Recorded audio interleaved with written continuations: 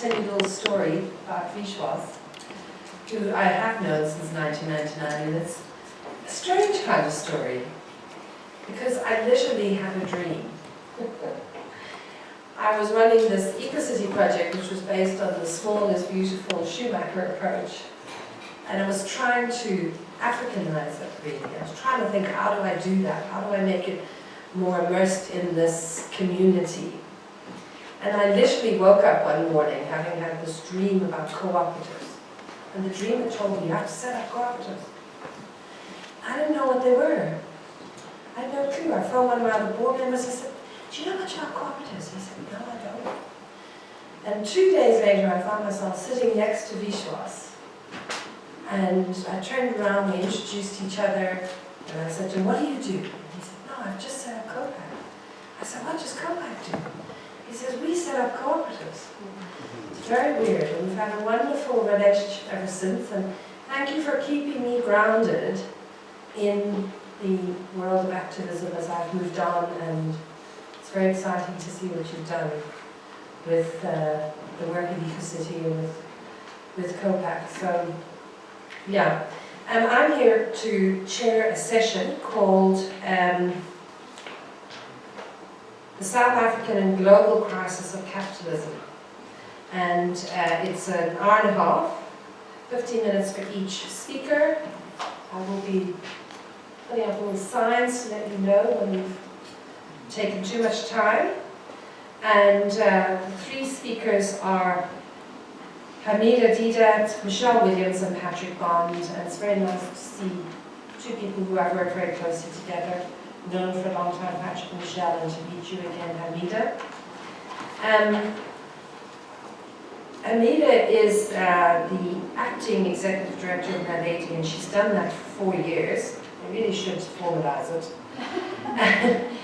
Most of you, of course, will know it's the research arm for COSATU. She's also a senior researcher in the organization, and she carries out research in key areas that impact labor in South Africa and internationally.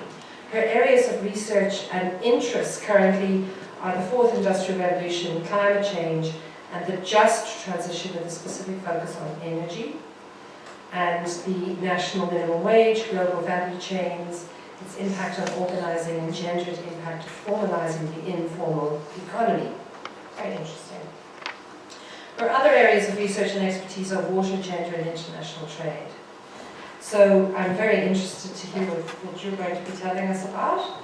Michelle Williams is a professor of sociology at the University of Agriculture and Wits. She's been the chairperson of GLUE, the Global Labour University Programme, at WITS since 2010, and she's also the chairperson of the International GLUE Steering Committee and a member of the WITS, the board of the WITS Development Studies Programme. She has published widely on democracy, development, gender, and South-South comparisons. Patrick Bond is a political economist based at WITS School of Governance.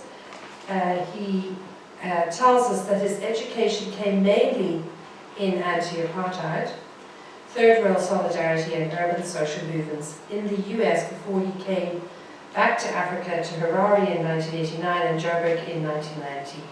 He initially worked for Plan Act from 1990 to 94, and then he migrated to state policy drafting, including in President Mandela's office in the Ministry of Reconstruction and Development.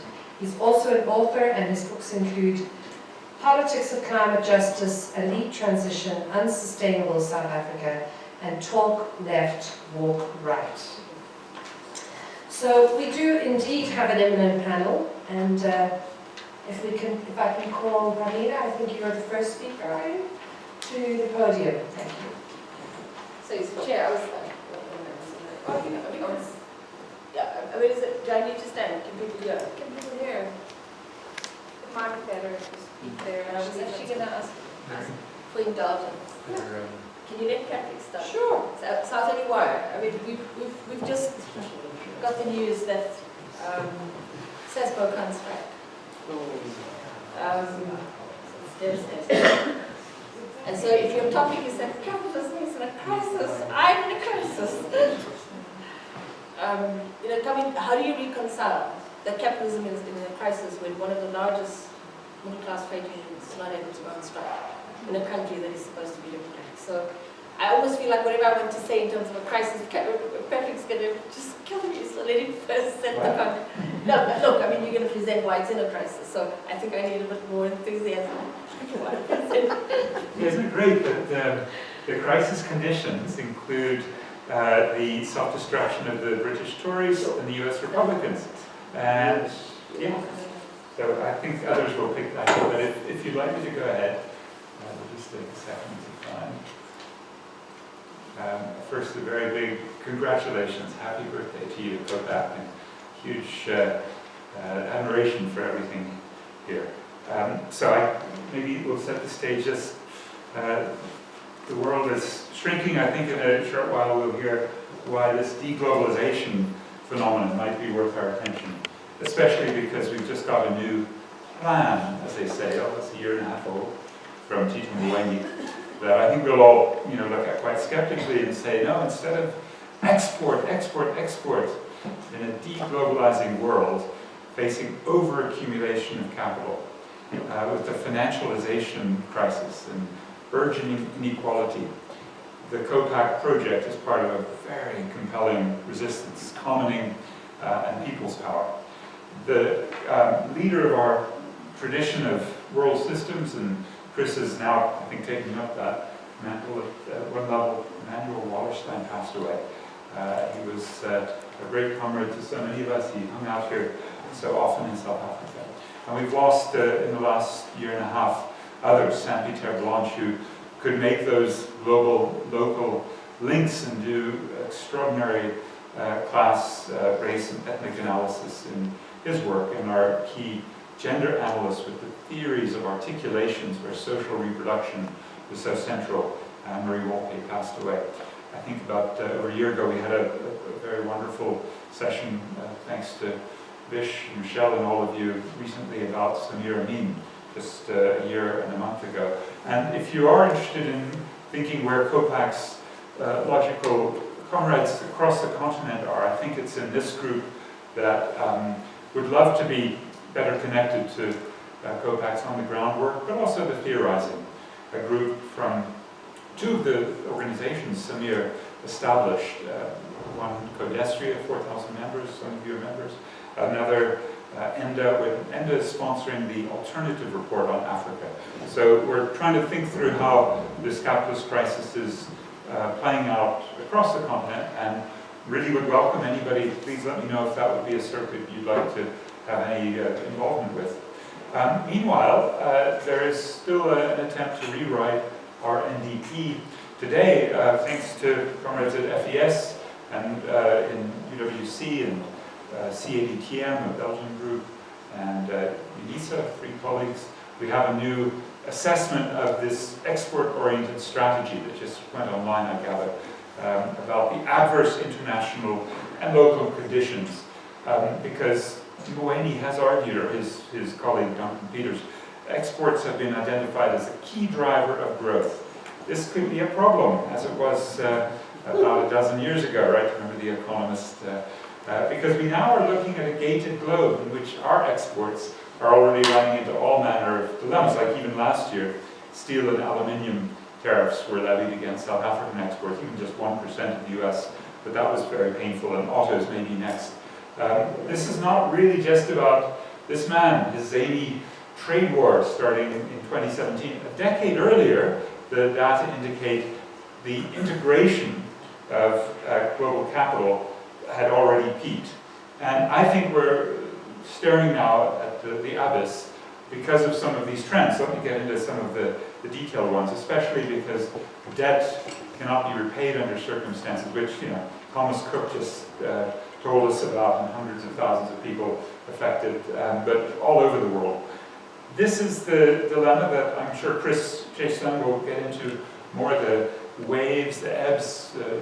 Virtuous mentioned this, the 1880s and 90s as a deglobalizing period in which the trade ratio shrunk for an extended period, 1930s and 40s, and I think Michelle will pick up how that became so disastrous as a function of right-wing politics that emerged with that insular orientation from deglobalization. As McKinsey, dreadful name, but anyway, they have something called the global flows study. So pretty much all of the major indicators going down recently since 2007 and expected to really tank further. FDI, foreign direct investment, way down from 4.4% of global GDP down to about 1.8 this last 2 years.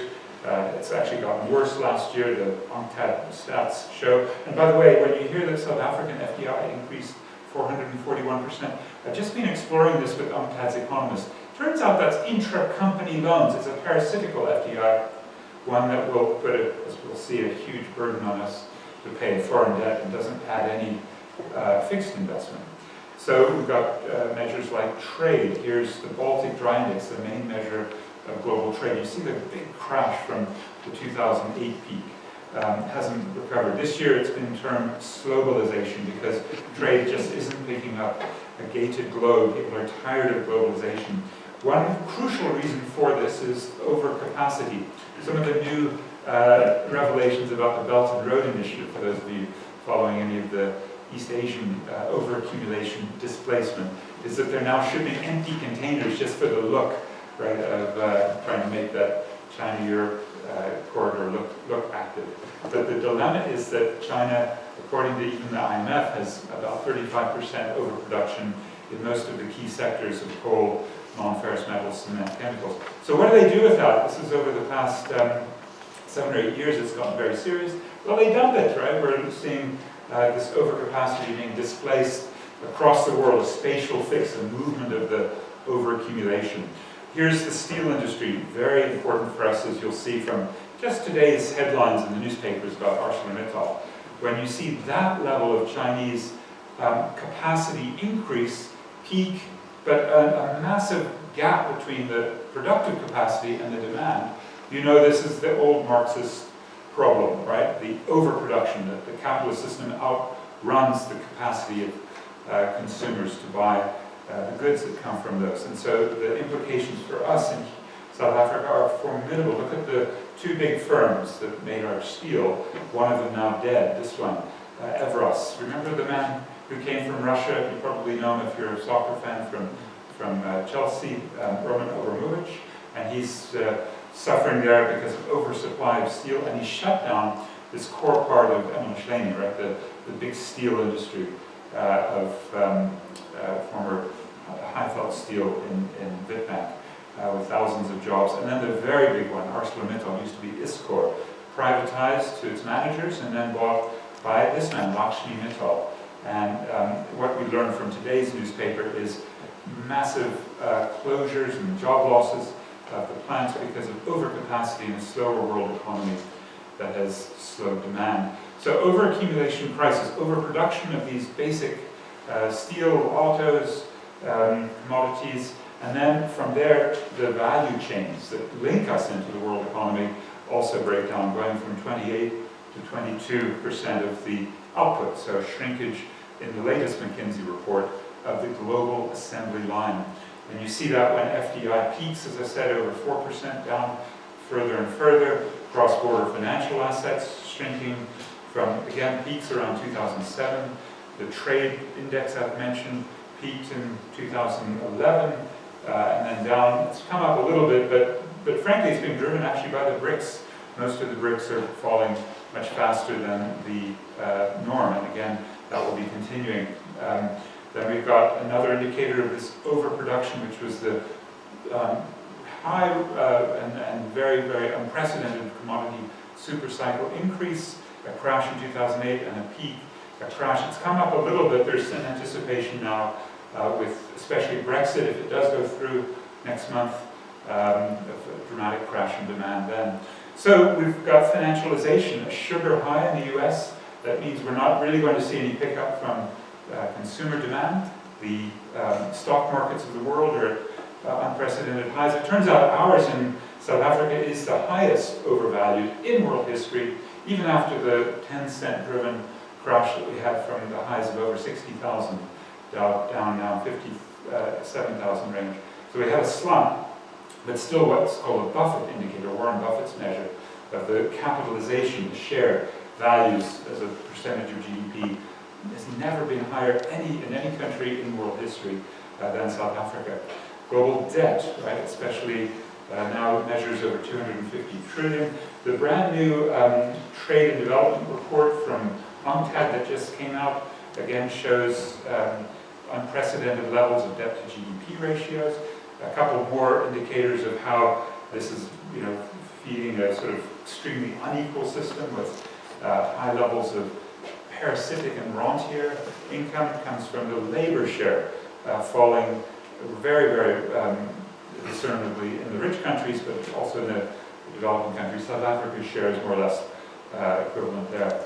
And one of the ways those shares of income get affected is the ability of corporates to demand tax cuts. Our maximum tax rate was 55% in 1994, it's now 28%. The US dropped from 32 to 21 last year, and that will of course be the race to the bottom for the rest of us. So with foreign direct investment crashing, lots of attempts to oppose deglobalization from the likes of export-oriented capitalists everywhere. They're very worried. But let's take up to end here some of the arguments that allow us not to drift into what I think Michelle will say, which is the threat to democracy, but to a revived strategy, which would be based on deglobalization. I mean, it's our greatest victory since 1994. Nobody in the House would deny that getting AIDS medicines out of big pharma corps' monopoly patents led to an exceptional rise in life expectancy from 52 to 64. I'll just finish with those thoughts of where, in the big swath of fighting repression, 5 instances of people's power give me hope, amongst them AIDS struggle. Overthrowing apartheid to get one person, one vote in a unitary state. In a way that took a period of deglobalization, didn't it? It took sanctions. While comrades here were fighting so hard to weaken the state's power, international allies were doing their best to weaken both the state and South African capital, and especially transnational capital that was embedded here. And a deglobalization of capital through the globalization of people was one of the ways you could argue a white racist regime was overthrown. Unfortunately, there was a re-globalization through a variety of, you remember Ronnie Castrol's phrase for this, the Faustian pacts, the deals with the devil that President Mandela did in the 90s with his top layer in the ANC to re-globalize. And at that point we saw here in a place like Johannesburg, and there are a few others, the corporatization of our municipal supplies of water, particularly because Suez, a big French company, came in, right? And in the deglobalization that the activists here, especially Sowetans who broke the pipes, broke the prepayment meters, accomplished was to toss Suez out after they'd been managing Joburg water for 5 years. And sure, there was a bit of constitutional court. It was a very unsatisfactory and ultimately defeated case, Mazabuko versus Joburg water. It was really the people's power that allowed Ronnie Castro, as the Minister of Water, to say, okay, let's have some free basic water. And Suez was forced into retreat. So I think these post-apartheid struggles to get decent levels of municipal water and electricity, of course with Eskom raising the prices by 400% the last 12 years, you can't say there's a success. The protests continue, but that's another indication where at least a modicum of commoning can be accomplished. After all, because these comrades are so effective in Soweto, 80%, in fact 86%, according to Eskom, of the electricity consumers in Soweto don't pay. They get the mutual aid systems in place through the Soweto Electricity Crisis Committee and are reconnected. A third would be, as I mentioned already, the AIDS medicines to decommodify and to deglobalize the production. So there's generic medicines produced in mid-round instead of the branded medicines in New Jersey or Germany or Switzerland. And I think that's been one of the critical successes for the world to again show with not just treatment action campaign, but Médecins Sans Frontières and ACTA, that a globalization of people against the globalization of capital can promote this commoning. The commoning in this case, intellectual property. At a time when pretty much the main flow of corporate profits into the north since they've kind of outsourced the production system, the main flow is through the royalties and the patents and the IP systems. So us breaking that has been of profound importance. A fourth would be the variety of activities, I'd say, that kind of collected in the 2014, 15, 16, 17 period to ultimately push Zoom out, but particularly to find ways to deglobalize even our transport system, those of us who use private cars, who've driven here. How many of you drove here today and you found yourself on the highway? You came from the airport. When you went under the gantry, Virtuous and others, what did you do? Just drove. No, you didn't just drive. Usually because they're taking your picture, you give them the finger, because that's an Austrian company called Couch, right?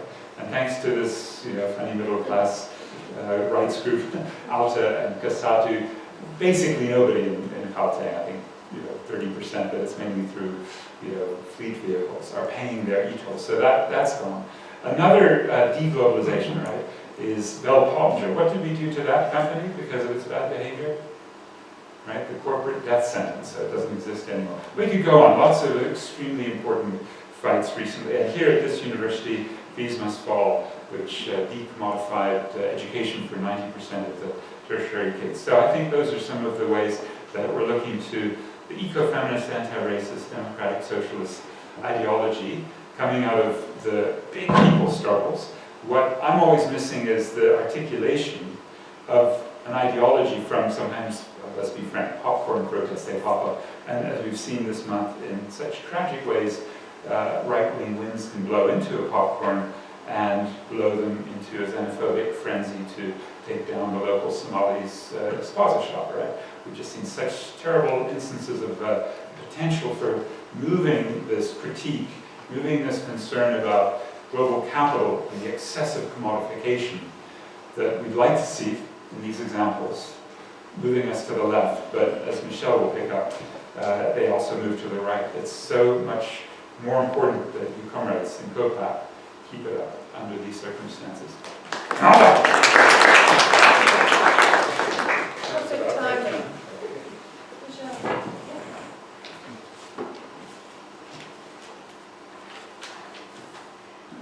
Thanks, Annie.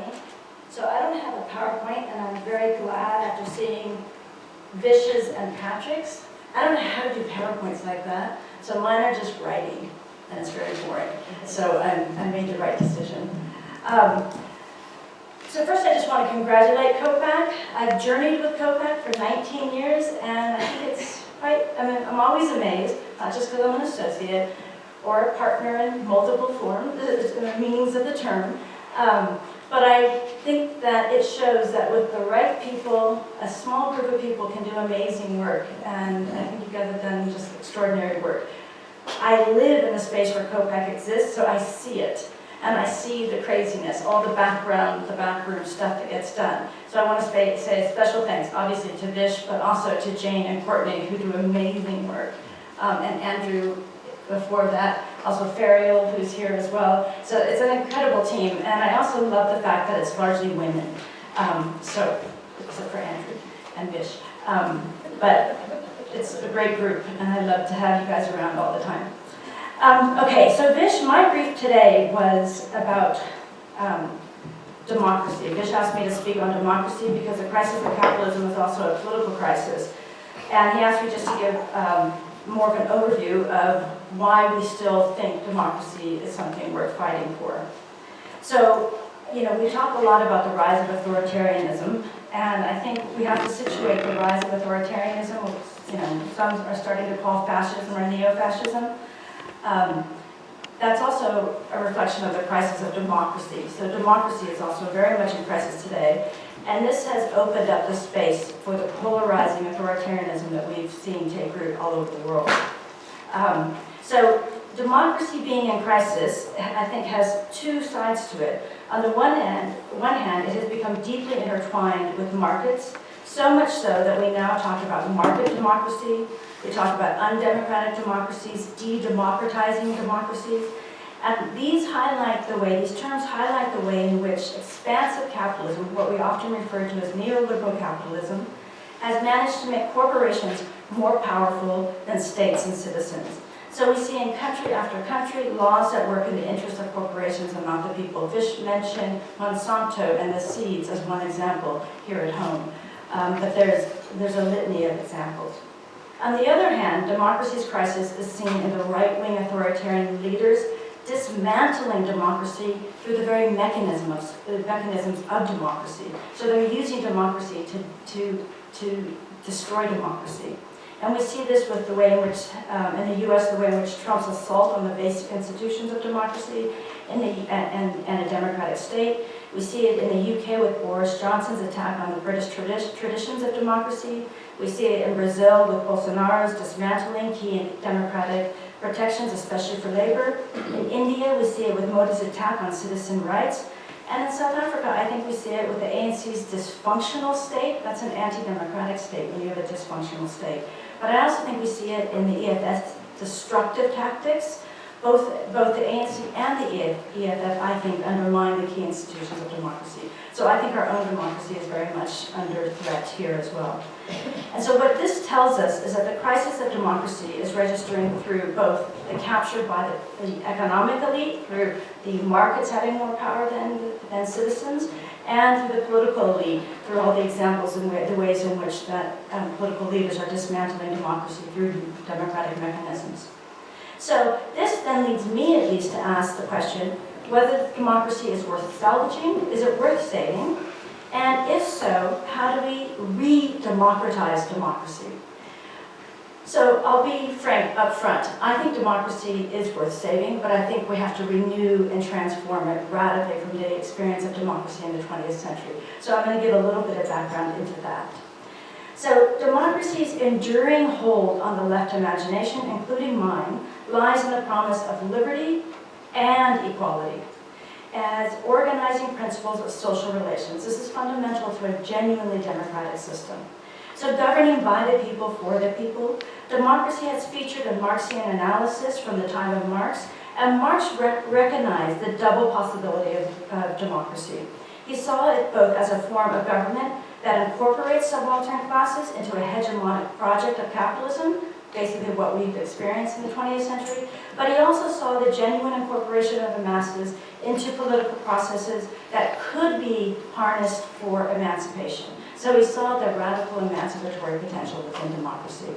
So for much of the 20th century, democracy was venerated as the best form of government, holding hegemonic authority across the world. In fact, after World War II, the Western project of development was about promoting democracy and expanding capitalism. And as a result, the second decade of the 21st century, over 100 countries claimed to be democracies. And the way in which democracy in capitalist centers was promoted was to imply a virtuous cycle between democracy and capitalist development. And I want to highlight that this was really bought and believed in the global north, in the capitalist centers. Central to this virtuous relationship between capitalism and democracy was the need to narrow democracy from the expansive understanding of control by the people to representation through elections. So it was narrowed down to simply you elect your officials every 5 years. And I highlight that this was the global north understanding because as we know in the global south, basically the contradiction between democracy and capitalist expansion was always felt. What we saw in the global south was undemocratic democracies, single-party democracies, democracies that never had elections, or you had to vote for the one party that existed. This is antithetical to genuine democracy, but they were still called democracies, and the global north was very happy as long as expansive capitalism could survive. So there's always been a bit of a tension, but it was always sidelined. So how did we get to this place of undemocratic democracy? The first part of the 20th century was marked by new forms of workers' power and the expansion of democracy. Expanding democracy was a means through which workers pushed for more redistributive demands and increased egalitarianism. In the first half of the 20th century, the working classes in the centers and peripheries of capitalism were the primary protagonists in expanding democracy and gaining things like universal franchise, political and civil rights, the working class protections that have become very, at least commonplace in our understandings of what should be a good society. and they were central in pushing for equality and not just liberty. It was out of the modern urban life, the modern mines and factories that forces emerged that struggled for democracy.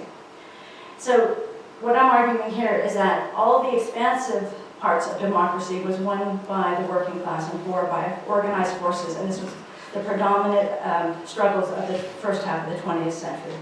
The second half of the 20th century brought increasing challenges to the gains made by people for more inclusive economic development. So the expansions that were won, the democratic freedoms, or the more egalitarian rights that were won, provoked a reaction. So here we saw in the second half of the 20th century, we saw how democracy could become a means through which the economic and political elite regulate the population by limiting their demands. The ruling classes have been the primary proponents of elite democracy that focuses on liberty rather than equality, and in promoting undemocratic democracies as democracies. So over the course of the 20th century, democracy became increasingly narrow from its potential as an expansive form of popular control to a narrow form of representation and technocratic provisioning. The state delivers services to basically a passive population who receives these services at the behest of the state. This history represents two dominant forms of democracy. The one, a mechanism of governance to generate consent and limit popular dissent, and the elite form, and a second form, a popular form of governing in which ordinary citizens actively participate in decision-making and governing. The first form of democracy is narrow and places power in the hands of the political and economic elite, while the second form is expansive and vests power in the hands of the citizens. The 20th century was dominated by the former, especially the second half of the 20th century, and there were repeated and regular attempts by popular forces to push through more expansive democracy and more egalitarian rights. The amalgamation of corporate power towards the end of the 20th century and the amalgamation of corporate power with state power unleashed a particular type of corporate democracy that represented the political, I'm quoting Wolin here, that represented the political coming of age of corporate power and the political demobilization of the citizenry. So with the rise of neo-fascists and authoritarian governments, we see renewed attempts to use democracy to de-democratize society, and married to this is the expansion of fossil fuel capitalism that threatens the very existence of planet Earth's capacity to sustain life. So while a narrow form of democracy has been immensely strengthened through the neoliberal policies and practices, the more expansive form continues to find its moorings in local communities, social movements, and popular struggles for a more egalitarian world, for what I think COPAC represents and is trying to build.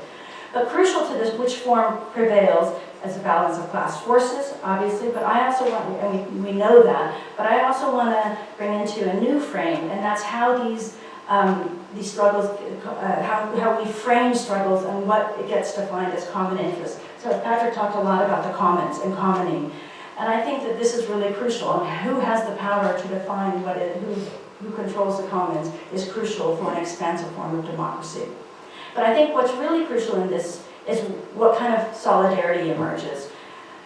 We have, I think, growing forms of negative solidarity, and I want to talk about this because solidarity never gets unpacked. We always just say solidarity forever, solidarity, and we never define it. But what we're seeing is negative forms of solidarity that are built on exclusionary categories of race, ethnicity, gender, nationality, religion, unions, federations, formal versus informal work, and so on. These categories divide people. They hierarchize groups against each other and focus on difference as bounded categories of exclusion. Solidarity is built on exclusion, reinforced unequal power relations, and often reinforced powerful institutions that regulate our lives, such as religion, politics, patriarchy, inequality, and access to economic livelihoods. This is what we see espoused by right-wing authoritarian groups across the world. It's also the source of femicide, ecocide, and xenophobia, these exclusionary forms of solidarity. There's also another more powerful form of solidarity, and that's built on principles of co-humanness, of equality of all, of economic and social and ecological justice. This solidarity rejects the othering of people based on gender, race, sexual orientation, religion, nationality, work, union affiliation, or different cultures. This solidarity builds common ground among diverse groups around the world to find each other through a common humanity. And I think the mural in this Norque represents that as well. And we'll see that tomorrow. To do this form of positive solidarity requires an openness, a willingness to embrace difference and learn from each other. It requires letting go of our petty individual interests, our insecurities, our fears of others. This sort of solidarity was seen in the 20th September Climate Day of Action, when millions of people across the world, especially young people, protested to register their demands for systemic change. So I think, yes, democracy is worth it, but we must transform democracy. We must rebuild democracy based on these forms of positive solidarities. So how do we do this? The expansive form of democracy is about controlling the dispensation of public and private goods, about the protection of human beings and the environment, ensuring the redistribution and the pursuit of socioeconomic justice. This has to be at the center of any vision for an alternative. The arguments made by some on the left that democracy is a liberal invention, simply a bourgeois democracy, is not only untrue, but it misses the important history of democracy, and that democracy should be and could be a people-led mode of rule. Karl Polanyi captured this in a seminal work, The Great Transformation, as a self-regulating market versus society, with the two in constant tension with each other. What I think Polanyi's analysis does not capture is that this single struggle between a self-regulating market and society is also a struggle between two types of democracy, the one limited and the other expansive. So the state is crucial in both forms of democracy. In the one, the state restricts popular forces, it narrowly defines the public interest and the commons, and ensures power of the corporate hand, the corporates, powers in the hands of the corporates, and is accountable to the elite through party funding, control of markets and the global economy. And also direct personal benefits, what we call state capture. In the other, the state protects society from the market and facilitates democratic deepening by creating spaces of popular control over the commons, including public goods. But the two moments of Polanyi also suggest two types of power which correspond within democracy. I think, how much time do I have? About 2 minutes. Okay, so I think that in the 70s, the left, especially the Marxist left, took on these issues of the state really, really thoroughly and importantly, but we kind of dropped the ball by the late 80s, and we stopped thinking about these things, at least in South Africa.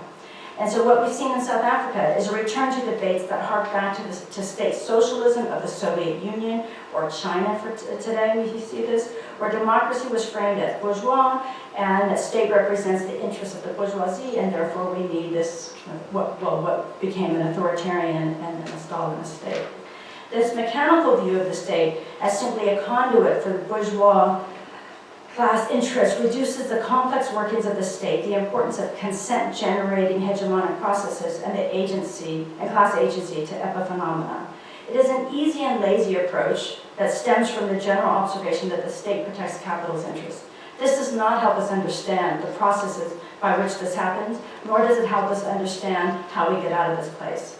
So it's true that liberal classes often espouse tolerance and civic culture, but they often oppose democratization. But it's also true that the extension of political and economic rights have been won by the working class of poor, colonial subjects, and women. And this makes the point. Struggles for democratization have been pushed by working class and popular people.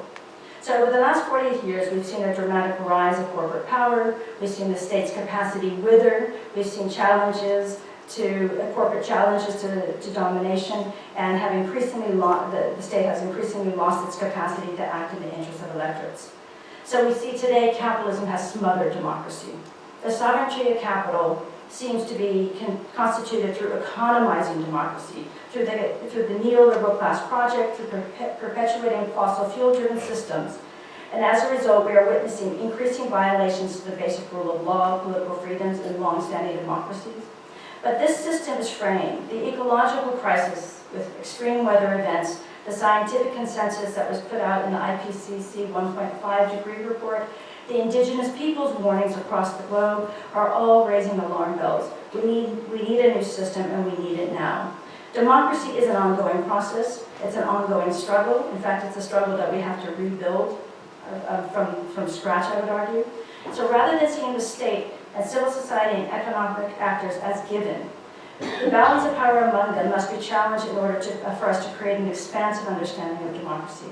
So yes, I think democracy right now has been captured, but it is time for us to recapture it, to transform it, and to have genuine people-centered political, economic, and ecological systems to create a better, more just, and more egalitarian world. Thank you. Have we inspired you enough?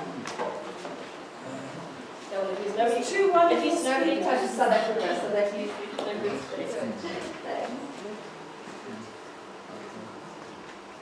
Are you guys still awake? Okay, so I don't have to do an Amanda. Amanda.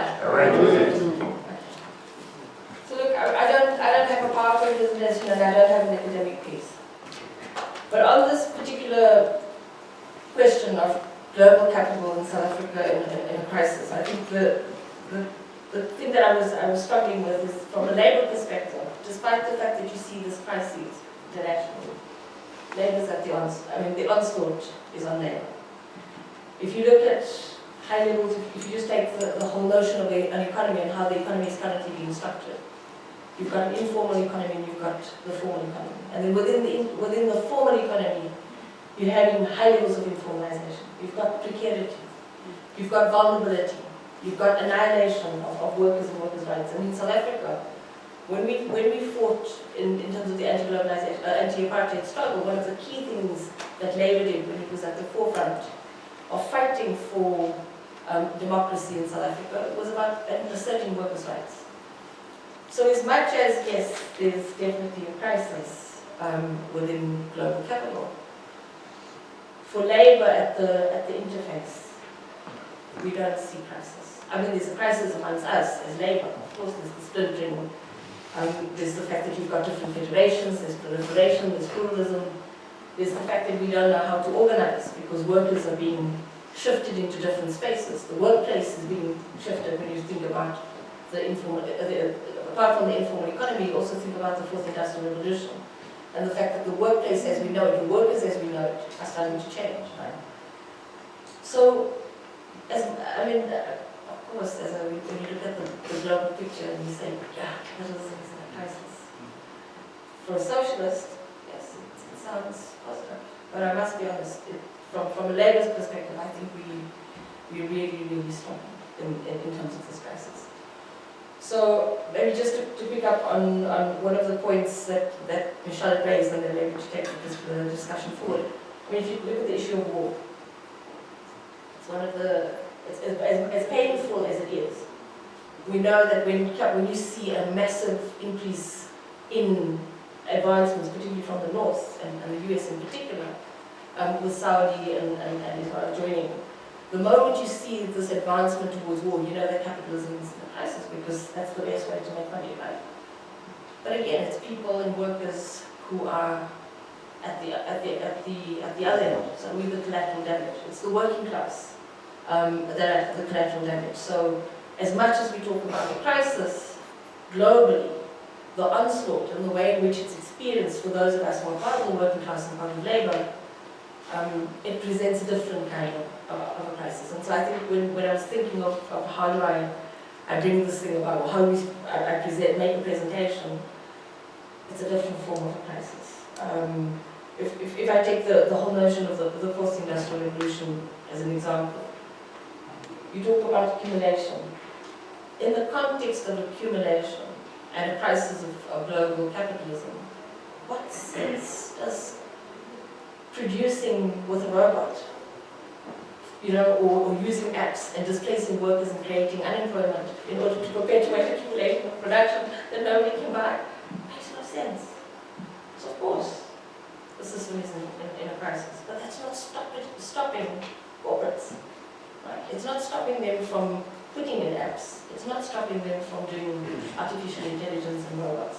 It's not stopping business from hitting Section 189 in the context of South Africa, where it says it's going to do retrenchments in the gold sector, which was just announced, or retrenchments in the finance sector, or retrenchments in the retail sector. So yeah, I mean, there's a crisis, but I'm really, from a labor perspective, because we at the forefront, I'm really struggling to make sense of it, or to be able to understand the crisis. You know, not from an economics perspective, but just in terms of what it's doing to the working class and what it's doing to workers in general. I think if you also pick up on the issue of xenophobia, I mean, again, it's linked to the issue of crisis. Right? We find that when capitalism, by virtue of the fact that it's displaced people, we're starting as citizens, as people, as Africans, and I'm using South Africa as the example. We're starting to disconnect from our brothers and sisters when we had a common sense of identity. So when you're using global capital as your point of departure in terms of the analysis, I think this is going to be one of the most difficult presentations I've had, because to sit down and actually talk about the global crisis in capitalism, when in actual fact the crisis is being felt by us as the working class and by us as labor. And usually, I mean, when somebody's in a crisis, sometimes the way in which you lash out is sometimes the most hardest felt. When you put in a corner and you feel threatened, you lash out in the most vicious way. So of course, and no pun intended. So it's vicious. And we are, as labor at the forefront, experiencing this. I think if you take the issue of the just transition, and again, going to the point of fossil fuels, as much as we can see that global capital is in a crisis, the corporates in relation to fossil fuels are seemingly steaming ahead. If they're not pushing forward fossil fuels and the advancement of the fossil fuel agenda, I've just come back from a Financing Futures conference. And what they were saying is capital has actually reconfigured, reframed this whole Green Deal, green jobs, and has taken over our agenda of the just transition. And renewable energy is their agenda. You know, so you said, can this really be that they are in a crisis? When renewable energy is what we're pushing for under the eco-socialism and under the just transition, but they're not just pushing for it, they're actually they're transforming spaces in Kenya, in Ghana, by displacing communities, by stealing land, and by putting in renewable energy. And in fact, all you're seeing is a shift from investment that once was sitting in coal, to divestment from coal to renewable energy. But the system is the same. So is capitalism in a crisis? Of course. But I think we are in a greater crisis. And I think for that is what I think is our challenge. I mean, seriously, if we look, it's particularly painful coming from Deedat. If you look at what Deedat used to be historically, right? We're currently in a relationship with the ANC, as functional government as we have. Right? And yet, apart from the fact that we have this relationship, we also invested in capital. So we have business unionism, we'll be investing. So I think it was Patrick who made reference to the PIC, or was it you, Vish? The pension funds are investing in Sasol. So if we look at where our money is, and we as workers or labor are supposed to be the countervailing, right, and giving direction in this context of crisis, leading the eco-socialist agenda, we are in ourselves being annihilated. One of the other key things that also came to mind when I was looking at this, this whole notion of precarious. Apparently, Guy Standing did a whole analysis of what you refer to as the precariat. And I was asked at the REFA conference to do some reflections. So, and I think it goes back to your point about solidarity and the divisions, right? So nobody defined in this crisis of capital, nobody said capitalism has different forms. Or let's call capitalism, and then elite capitalism, bourgeois capitalism. It's capitalism. Or the same in relation to the rich. But when it comes to precarity and precariousness on the working class, we now have a definition called the precariat. In a context of a crisis, I don't think we would want to be absorbing or taking on a process or analysis that speaks to division. Because as a working class, the only way we're going to be able to advance our struggle is if we do it from a position of democracy and solidarity, as you indicated, in terms of what do we understand democracy to mean. But when external, and particularly the ILO, or people who think like the ILO, bring in analyses that start to bring in divisions and start to present, the poor from the poorest of the poor, and then introduce a notion like precariat. What makes you precariat? I mean, it's again, in the neoliberal agenda, when we talk about the commons, we had the indigent, right? So it was the indigent that had access to free basic water or access to free electricity, but everybody else that was above what was classified as the indigent wasn't there. So yeah, I mean, I don't have a different, I just know that currently, apart from global capitalism being in crisis, I think in any developing country, when you look at what used to represent the countervailing, and particularly labor, that used to be at the forefront of engaging the anti-capitalist agenda, we're not seeing it. And we're not seeing it because we in ourselves are in a crisis. So yeah, that's my 5 cents.